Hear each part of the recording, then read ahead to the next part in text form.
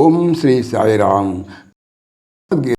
రెండవ అధ్యాయంలోని 54వ శ్లోకం గురించి ఈరోజు తెలుసుకుందాం. సాయిరామ్.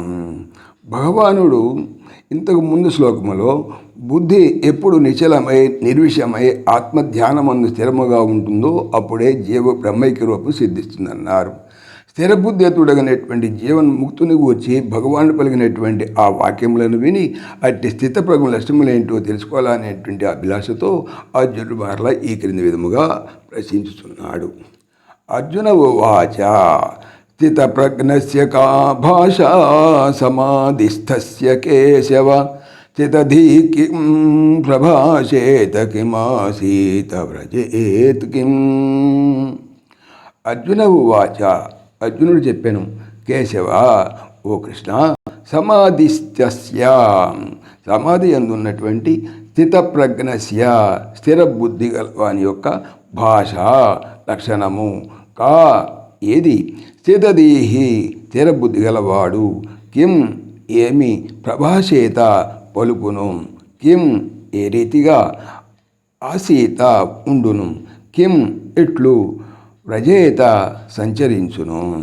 తాత్పర్యం ఏమంటే అర్జునుడు అడిగాడు, ఓ కృష్ణ, సమాధి అందున్నటువంటి స్థితప్రజ్ఞుడైనటువంటి జీవన్ముక్తుని యొక్క లక్షణం ఏమిటి? అతడు ఎట్లా మాట్లాడతాడు, ఏ రీతిగా ఉంటాడు, ఎట్లు సంచరిస్తాడని చెప్పి అడిగారనమాట. ఇక్కడ మనకి సమాధి నిష్టలో ఉండేటువంటి యోగ యొక్క అనగా ఆ అజ్ఞాని జీవన్ముక్తుని యొక్క లక్షణాలు ఏంటో ఈ సందర్భంలో అర్జునుడు తెలుసుకుని తెలిచాడనమాట.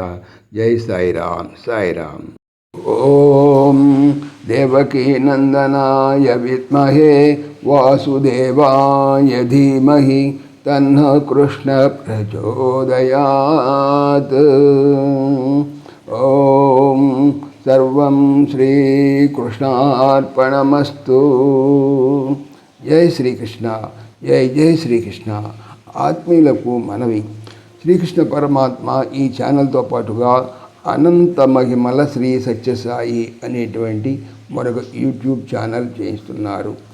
దీనికి సంబంధించిన లింకు డిస్క్రిప్షన్లో చూడవచ్చు. జై శ్రీకృష్ణ. జై జై శ్రీకృష్ణ.